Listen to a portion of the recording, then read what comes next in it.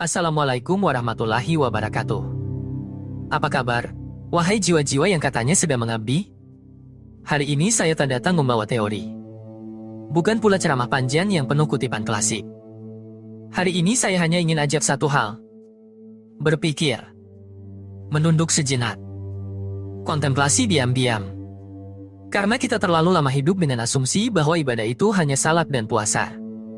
Bahwa hidup ini cukup kita isi dengan rukuk, sujud, sedikit zikir, dan infak 1000. Tapi benarkah itu makna ibadah? Benarkah hidup ini selesai hanya dengan 5 menit 5 kali sehari? Mari kita jujur. Sebagian besar dari kita memaknai ibadah secara sempit dan ritualistik. Ibadah adalah salat. Ibadah adalah puasa. Ibadah adalah baca Quran.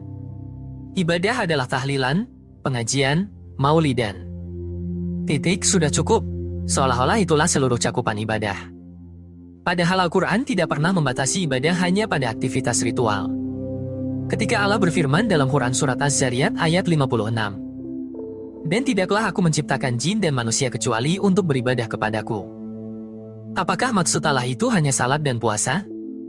Lalu bagaimana dengan 23 jam hidup kita yang lain? Apakah sia-sia? Apakah petani di sawah tidak sedang ibadah? Apakah ibu rumah tangga yang menyuapi anaknya bukan ibadah? Apakah sopir yang mencari nafkah halal tidak masuk hitungan pengabdian kepada Tuhan? Ibadah bukan sekadar ritual, tapi totalitas pengabdian. Kata ibadah berasal dari akar kata bahasa Arab yaitu abdun, yang artinya budak, hamba, orang yang tunduk. Jadi kalau kau mengaku sedang beribadah, kau sebenarnya sedang mengabdi, sedang melayani. Pertanyaan paling pentingnya sekarang adalah, siapa Tuanmu? Siapa majikanmu? Kepada siapa engkau mengabdi? Karena semua orang pasti sedang mengabdi. Pertanyaannya bukan apakah aku beribadah, tapi kepada siapa aku beribadah. Lalu disinilah letak kesalahan terbesar kita. Kesalahan yang tak terasa, tapi menghancurkan perlahan. Kesalahan yang dibalut dalam doa, diselimuti ibadah, dan disembunyikan di balik syariat yang tampak benar. Kita mengira sedang mengabdi kepada Tuhan, tapi tanpa sadar yang sebenarnya kita layani adalah hawa nafsu. Kita menyangka sedang bersujud demi ridhanya, tapi dalam hati, kita ingin dilihat, ingin dikenal, ingin dipuji. Kita menyangka sedang berdakwah, padahal kita sedang memamerkan kefasihan. Kita kira sedang menebar ilmu, padahal kita sedang memanen tepuk tangan dan pujian. Kita sangka sedang membela agama, padahal yang kita bela adalah gengsi dan kelompok. Allah telah memperingatkan dengan tajam dalam firman-Nya Al-Jathiyah ayat 23. Pernahkah kamu melihat orang yang menjadikan hawa nafsunya sebagai Tuhannya? Ayat ini bukan untuk para penjahat, bukan untuk para durjana di jalanan, tapi untuk mereka yang lisannya penuh ayat, pakaiannya bercorak takwa, tapi hatinya bersujud bukan kepada Allah, melainkan kepada ambisi, kepada pengakuan, kepada diri sendiri yang haus validasi. Mereka rajin salat, tapi marah saat tak dipanggil ustadz. Mereka khusyuk berdoa, tapi kecewa saat tak diberi posisi. Mereka berceramah, tapi untuk membuktikan bahwa merekalah yang paling benar, bukan untuk menyampaikan kebenaran itu sendiri. Kita lupa bahwa nafsu bukan hanya tentang syahwat dan harta. Nafsu bisa menyaru menjadi amal. Ia bisa menyelinap dalam sujud. Ia bisa duduk di antara kita saat berzikir. Ia bisa mengenakan jubah putih dan berbicara seolah malaikat. Tapi sejatinya ia sedang membisikkan, lihat, engkau lebih baik dari mereka. Lihat, engkau lebih suci dari mereka. Dan di sanalah ibadah menjadi panggung. Zikir menjadi pertunjukan.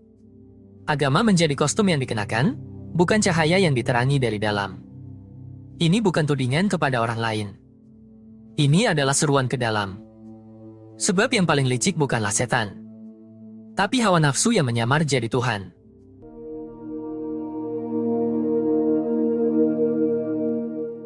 Itulah musyrik yang paling halus. Bukan menyembah berhala dari batu, tapi menyembah ego sendiri yang dibalut tasbih dan doa. Bukan menyembah patung kayu, tapi menyembah keinginan pribadi. Maka berhati-hatilah.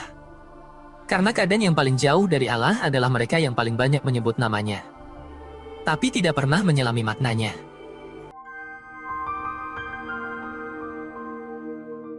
Inilah inti dari Tauhid, kau hanya mengabdi pada satu Tuhan. Bukan pada kekuasaan, bukan pada atasan, bukan pada nafsu cinta harta atau citra. Hanya pada Allah. Dan itulah kebebasan yang sesungguhnya. Semua pengabdian pada selainnya adalah bentuk perbudakan modern. Kau tersenyum tapi jiwamu terikat. Kau kelihatan religius tapi hatimu jadi budak dunia. Kabar baiknya, semua bisa jadi ibadah. Kerja, masak, tidur, belajar, bahkan diam bisa jadi ibadah. Asal apa? Niatnya karena Allah, hatinya lurus dan ikhlas. Jadi, jangan batasi diri, jangan kira ibadah itu milik ustaz dan kiai saja. Seorang nelayan bisa lebih dicintai Allah dari seorang khatib jika pengabdian hatinya lebih murni.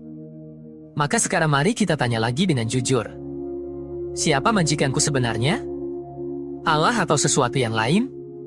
Kalau jawabannya belum jelas, maka mungkin kita perlu mulai ulang semuanya.